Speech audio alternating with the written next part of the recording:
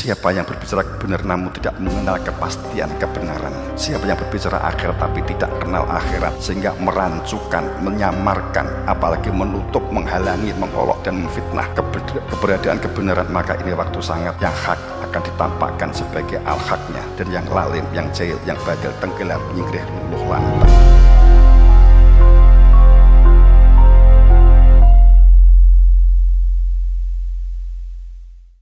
Kalau kamu mencari fisik, kamu gak akan pernah menemukan, dan pasti terjadi kontra, pasti berkelahi.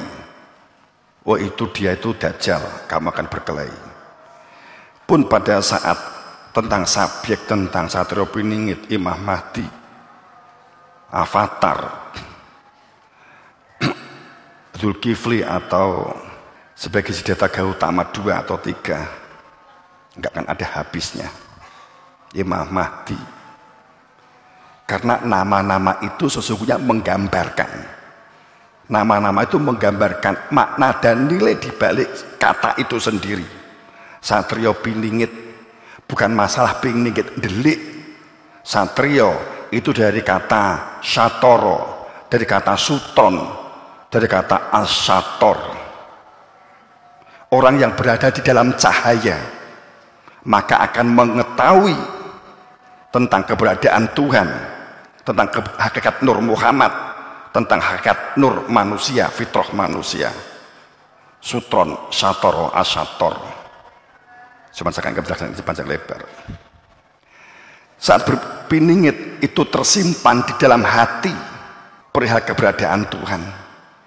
Seperti Imam Mahdi juga berbicara, di balik kalimat atau kata itulah menunjukkan, jangan cari subjeknya, tapi cari Mahdi dari kata huda sebagai sebuah isim, kemudian terproses menjadi ditambahi mim, bermakna sang pelaku, pemilik huda, pemilik hidayah. Sehingga mestinya yang dicari kamu itu mencari huda, mencari hidayah, mencari hidayah yang akan menjadi terang hidup kamu. Maka disebut kamu Mahdi. Tapi kamu itu sebagai Mahdi, supaya menjadi Mahdi, menjadi orang yang berada di dalam hidayah, maka kamu harus mencari Imam Mahdi, imam yang memiliki hidayah yang dapat menjadikan kamu menjadi Mahdi. Kalau kamu ingin untuk pahala 17 derajat, maka kowe golek imam sing iso maca surat sehingga dia dijadikan imam saat kamu ingin sholat. Mergo kamu gak hafal dengan urutane sholat, mula kowe goleki wong kowe iso maca Fatihah, kowe iso sholat, iso dadi imam, maka kowe dadi makmum. Paham? Aja mbok golek imam sholat lagi rokokan mbok anggap imam sholat, duduk wong rokok, imam sholat nglakoni sholat gitu loh ya. Sama Imam Mahdi selama ini pikirannya digoleki mergo mbok kongkon nyauri utangmu. Itu duduk imam utang, duduk imam penyakit, duduk imam rusak donya, duduk imam fasad, duduk imam fulus. Imam fulus imamnya duit. Itu Imam Mahdi. Kabeh angen-angen so enak Imam Mahdi muncul, wes mesti angen-angen yang masyarakat ki tentrem ki piye? Sing bingung jodoh digolekne jodoh, sing bingung duit digolekne duit, sing gak duwe gawean digolekne gawean, sing kegubul utang digolekne utang. Akhirnya golek Imam Mahdi supaya nyari utang, golekne jodoh. Wi modar sedeke. Imam Mahdi itu berkaitan al-huda. Makanya saat kita berbicara tentang Dajjal mata satu, Dajjal itu sang pemburam, sang penyamar, sang penutup kebenaran, seperti kebenaran tapi sebenarnya adalah bukan kebenaran. Seperti tahu tentang kebenaran, tahu tentang surga tapi nggak tahu apa-apa tentang surga. Seperti tahu akhirat, bisa menjelaskan akhirat tapi nggak tahu tentang akhirat, nggak kenal akhirat. Maka itu namanya disebut dengan apa? Penyamar, semar, penyamar, penutup. Pengikutnya disebut Ya'juj Ma'juj. Akumulasi dari sebuah perilaku anggapan kebenaran, tapi nggak pernah menemukan kebenaran. Numpuknya masalah, terjadilah titik pada saat tertentu menjadi panik, menjadi bingung, menjadi judek. Maka Dajjal bermata satu dan bertuliskan kafir. Mata satu hanya mengetahui yang lain dari kehidupan, nggak mengerti kehidupan tentang yang batin. Bertulisan kafir, tertutup jumud kaku. Kehidupan beragamanya adalah kehidupan jarini, beragamanya tafsir. Beragama kita selama ini beragama tafsir, Bapak Ibu, kamu harus tahu. Beragama kita itu beragama tafsir. Kamu mengikuti kelompok A, agama tafsir. Tafsirannya siapa?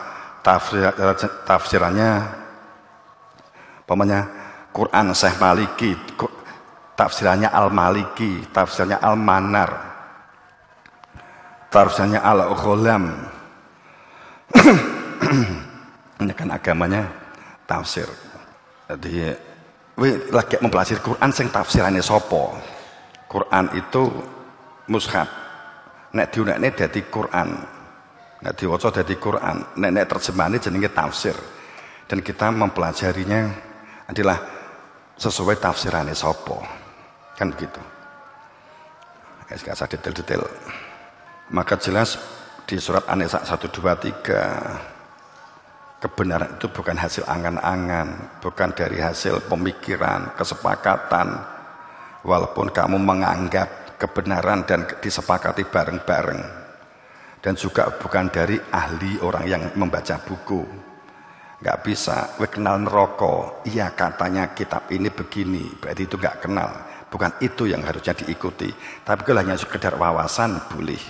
Tapi ilmu itu bukan itu wawasan, beda. Maka di ayat An-Najm 28 dan banyak, ini hanya mewakili saja.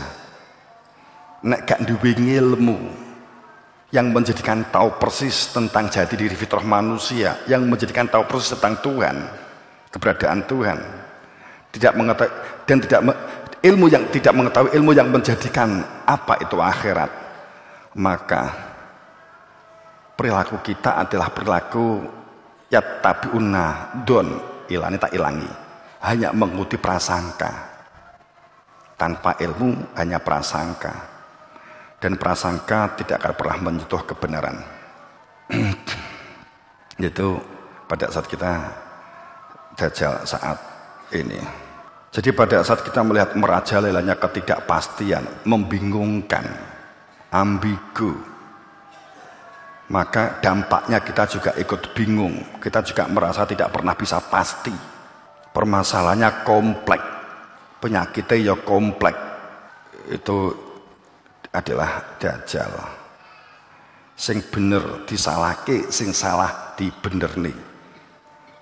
Yang salah dia angkat-angkat, sing benar disingkirkan.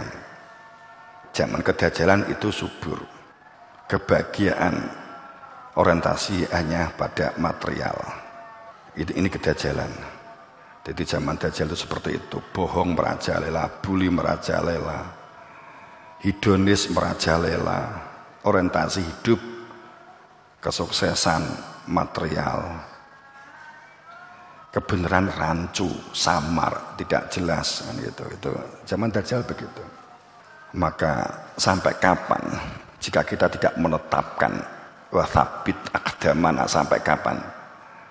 Saat kita generasi ke generasi yang diperlukan jangan menjadi generasi yang lemah, maka di zaman saat ini seharusnya kita tidak menjadi orang-orang yang lemah, supaya kita tidak memunculkan generasi yang lemah berikutnya. Generasi yang jika kita saat ini khiyal wahmi, angan-angan, rusak dengan pikirannya, generasi kita juga akan rusak. Saat kita sekarang serakah, generasi kita juga akan serakah. Saat kita konflik, berkelahi, generasi kita juga akan konflik dan berkelahi.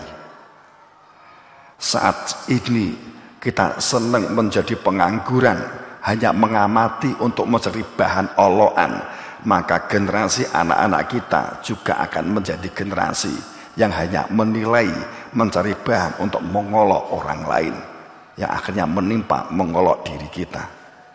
Sampai kapan? Walaupun nggak banyak, tapi kita mulai dari setahap, selangkah, setapak demi setapak untuk berani berlaku sabar, tawakal, dan berjihadu nafsi. Diberangkatnya dari memerangi dirinya sendiri, sehingga kita untuk tidak membuat jejak negatif dan meninggalkan kader-kader yang lemah. Kita tidak untuk menjadi kader yang lemah dan rapuh. Pikiran kita negatif dan kita tindakan rusak, dan kita tidak memiliki karakter yang peduli. Maka saat kita membuat jejak yang negatif, maka generasi selanjutnya juga akan berperilaku lebih negatif. Itulah sesungguhnya karena negara membutuhkan tatanan thayyibah, dimulai dari dada tatanan thayyibah. Negara yang thayyibah itu harmonis, subur, dan sehat. Negara yang thayyibah itu tahu tujuan, bisa merumuskan cara tahu tujuan, tahu membedakan siapa yang dimakmurkan, apa yang disejahterakan, apa yang dibahagiakan. Sing bahagia itu pemerintahnya atau rakyatnya atau negaranya. Yang disebut negara itu apa? Yang disebut pemerintah yang mana? Yang disebut rakyat itu posisinya di mana? Mana yang disejahterakan? Negaranya atau pemerintahnya atau rakyatnya? Saya yakin iki akeh wong bingung. Mana yang disejahterakan? Negarane apa pemerintahe apa rakyate? Kita kaji di lain waktu aja ya. Apa yang disejahterakan? Sing disuburkan ki apanya? Kalau kita bingung jujur, berarti hakikat kita urung dalam gitu saja. Sorry ya, lagi unsur ngeleceh nih, sorry. Wal balad thayyib, sebuah tatanan yang mengetahui. Kalau thayyib itu diketahui, ya thayyibnya sih bukan thayyibin. Kalau thayyib kita mengetahui, kita berada di dalam satu tatanan thayyib, maka kita bisa mengidentifikasi, bisa klasifikasi mana yang disebut kebutuhan dan mana yang disebut keinginan, mana diri yang lahir, mana diri yang batin. Kita menginginkan kebahagiaan dan kesejahteraan atau kesenangan dan hedonis. Bagaimana cara membedakan saat berada di dalam satu risalah thayyibah, tahu yang nafi dan yang isbat. Ya katakanlah, jadi kita mengetahui itu mana yang harus dinafikan, mana yang diisbatkan, tahu tujuan, tahu alamat, bukan dari buku tapi tahu persis. Itu akan terjadi baldatun thayyibatun wa rabbun ghafur. Ciri negara itu thayyibah tadi itu harmonis, subur, sehat. Yakhruju nabatuh, cirinya ini saja. Ini dilihat ini dulu. Ini sebenarnya banyak. Saya ngambil ini saja. Sebuah negara itu kuat, kokoh, tentrem, adem. Cirinya itu yakhruju nabatuh, pasti. Apa itu? Mengeluarkan generasi-generasi yang tangguh, tidak hanya pintar, cerdas. Pasti setiap tahun akan berkurang masalah. Setiap tahun orang yang kreatif, inovasi pasti meningkat. Jika negara itu adalah tentrem, dalam baldat atau berputar, cirinya pasti itu. Tapi jika sebaliknya, dan kedua, kata terusnya di Wilmau ya. Yang kedua, ciri yakhruju nabatuh, tanahnya subur, nggak ada tanah yang nganggur. Tanahnya akan memberikan kehidupan di kiri kanan, akan memberikan kehidupan dan indah dipandang darinya. Seseorang itu berkemajuan dan memakan hasil dari kiri kanan dia berjalan. Ciri lah wis ngono borong, kowe nek mlaku wis ngono borong, kiwa tengene apa kan gitu, itu pomo. Tapi cirinya yang sangat kuat yang sudah batuh bi'idzni Rabbi, menunjukkan harus ada izin dari Tuhan. Orang yang beragamanya hanya mengenal pengetahuan yang lahir dari menjalin kehidupan berdunia adalah orang yang lupa dengan adanya pertemuan dengan Tuhannya.